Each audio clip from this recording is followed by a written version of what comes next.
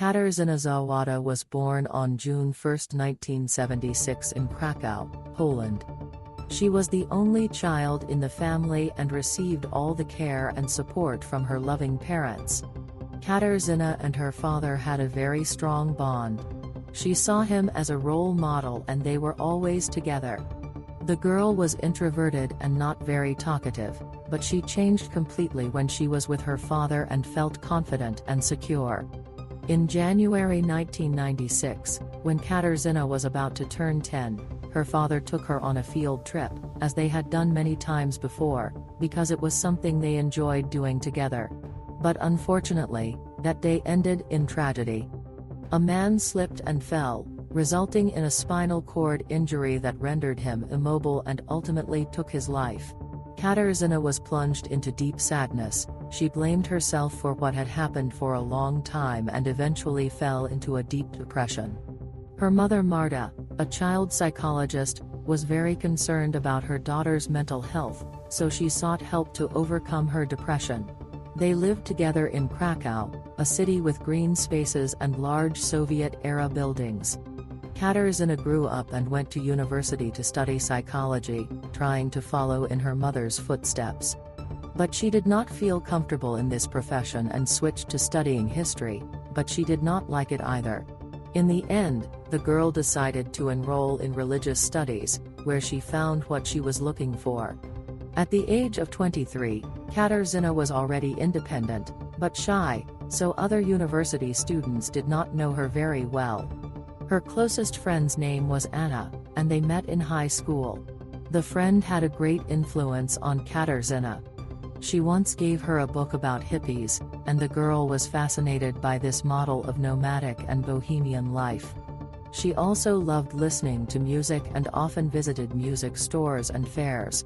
She also frequented the student club, which had a music store and a restaurant where people could buy or exchange CDs and cassettes with each other.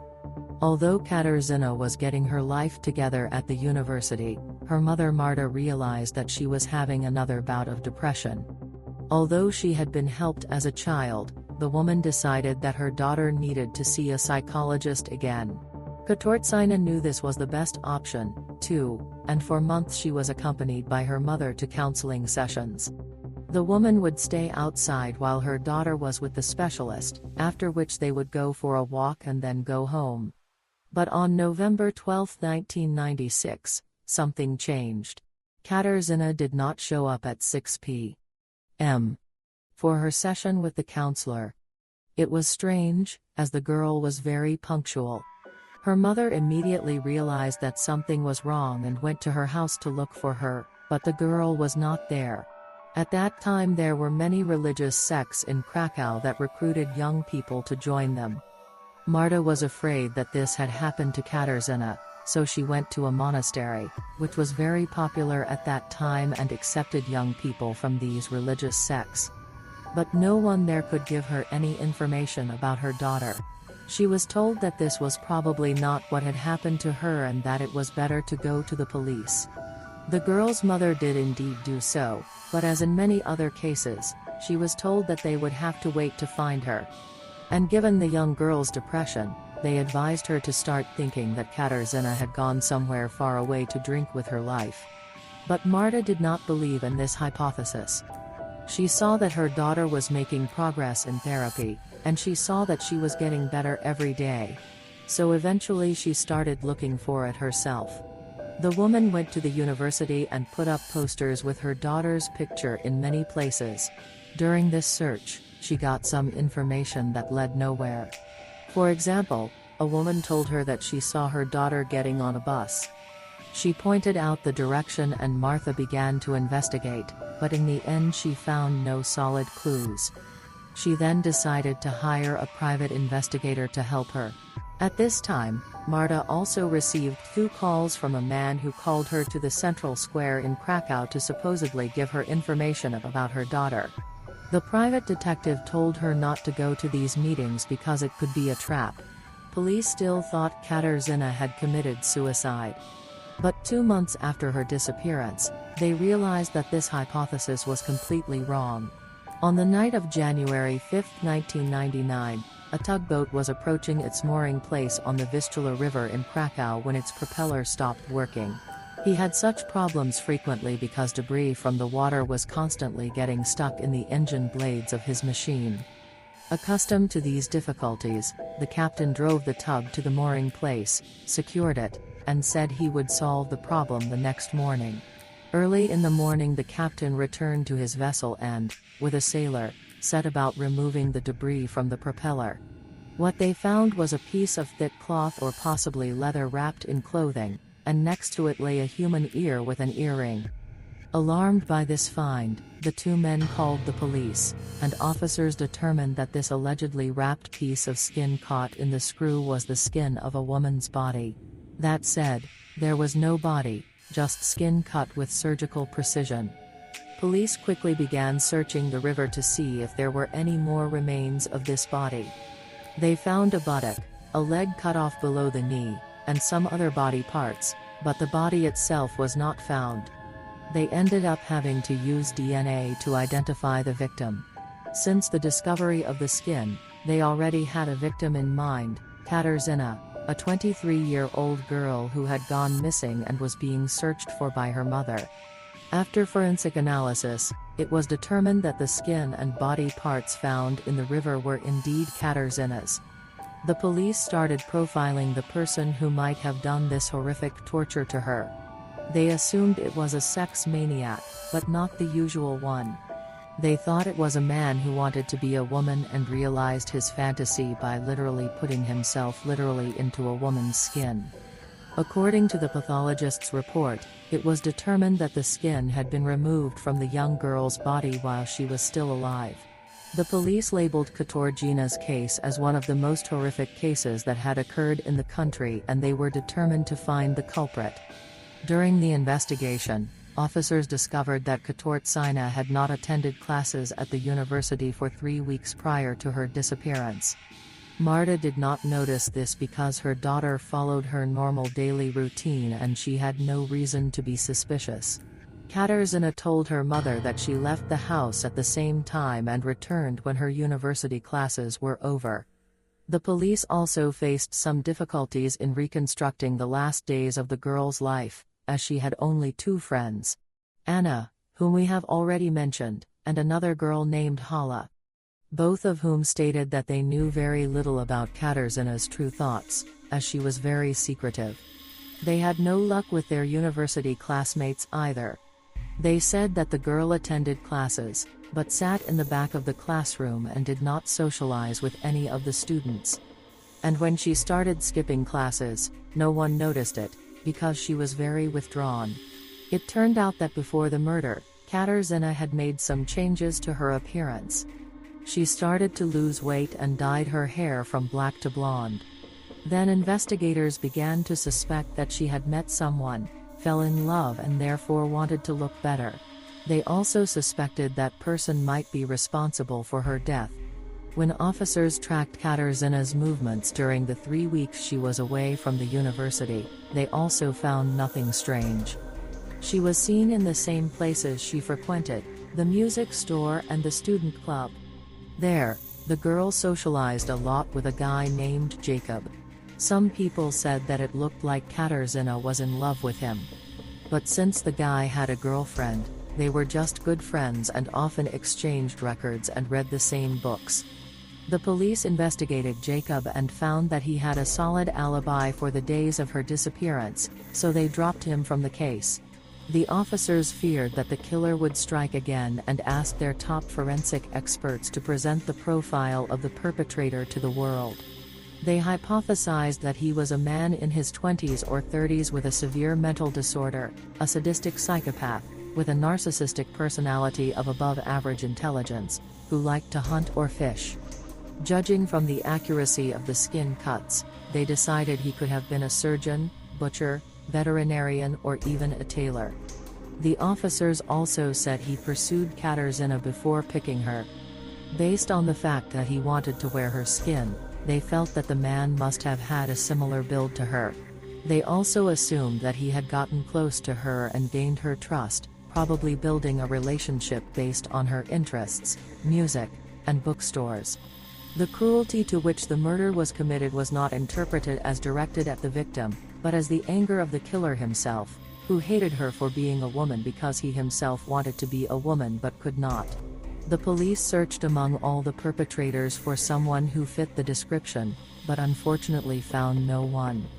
Years passed, and in 2000, thanks to new advances in DNA technology, pathologists re-examined Katarzyna's remains. And this time, on her skin, they found DNA belonging to another person. But unfortunately, they couldn't find a single match in the group of suspects. Although the profile indicated that the killer was a repeat offender, nothing was found about him in the police database. There were no DNA matches and no similar cases either before or after Katarzyna's murder. They weren't sure what had happened and began to think that perhaps the man had moved or died. In 2012, Katarzyna's case was reopened. The latest technology available at the time was used and a 3D scan of the body was carried out. Police officers wanted to see the extent of internal and external skin damage. The scans showed that the girl had received many blows to her body, and from the look of the damage they did not suspect that she had been attacked by a man who was very well practiced in martial arts. They also found fragments of vegetation on the skin that were not found in the river where the skin was found. This evidence was vital in determining the location of the murder, as the type of vegetation corresponded to a very specific area of Krakow. Despite these promising developments, the case stalled again and another 5 years passed. In 2017, the case took a dramatic turn. A woman told the police about a man who was behaving strangely and seemed obsessed with Katarzyna's murder. He even visited the symbolic grave that her mother had made. This man was in the army and also worked at the morgue. And as if that wasn't enough, the man lived near the river where the girl's skin and remains were found. The man was identified as 52-year-old Robert Janksevsky, who everyone thought was a weirdo. Robert had a very difficult childhood. His parents abandoned him at birth and he was raised by his aunt. But she died when he was 2 years old. He was taken in by his paternal grandparents, who had a long history of physically abusing their children, and they repeated it with Robert, who lived there until he was 11. At that age he moved in with his parents but did not receive the prosperity he expected. His father was a poet and artist who was always hovering in the clouds, and his mother never showed the slightest affection for him. She suffered from migraines, and most of the time the house had to be dark and quiet. Compulsive belief and violence became a hallmark of Robert's life, and he had very few friends at school because of his aggressive and obnoxious behavior. At the age of 20, he was drafted into the army for military service and worked for a time in a morgue where he helped perform autopsies. After his military service, he worked at a zoological institute where he skinned several animals and was fired after killing all the guinea pigs just for fun. A few years earlier, Robert had already come to the attention of the police in connection with the murder of Katarzyna. He was a man who disguised himself as a woman and solicited other women on the street, but at the time they were unable to link him to the crime. When police received a tip about this man, they questioned his mother. And she said that after Katarzyna's murder, her son had changed a lot. The woman was very old, but she said she vividly remembered Robert throwing himself on the floor one day and crying, saying that he didn't kill Katarzyna and that his friends at the gym had set him up. She also said that after the murder, Robert became more religious and attended church almost every day. And several witnesses noted that he did visit Katarzyna's grave often and always left a burning candle. Several people also said that he wrote letters and buried them near the girl's grave, but police searched the area and found none of the letters. The more the police investigated the case, the more they realized that Robert was the man they had been looking for years. Several witnesses said he liked to walk around the city for hours on end because he was unemployed and didn't have much money. They said he was into movies, and that's how he met Katarzyna, walking around the market square and pretending to be interested in music and books. Robert had been following her for a few days and knew what she was interested in, so he approached her to talk about it. Through various witnesses, the police were able to establish that the two knew each other, but Robert strongly denied that he knew the girl. A short time later, police discovered a detailed diary in which the man wrote about the women he was stalking. The diary entries were not made public because the prosecutor asked that it be declared a secret document.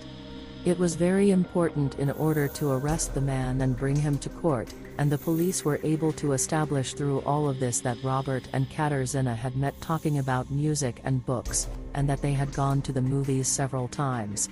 This is corroborated by several eyewitness accounts of people who saw them together at the time. Katarzyna was very vulnerable at that period of her life, so the attention Robert gave her was very much to her liking. And she was even known to have changed her hair color from black to blonde because Robert preferred that hair color. They had a good friendly relationship, and on the day she disappeared in the morning, he suggested that she go to his family's cabin. This cabin was abandoned and had never been used. Katarzyna agreed, not thinking at that moment that this man wanted to take her life. When they arrived at the house, he began with a horrible ritual.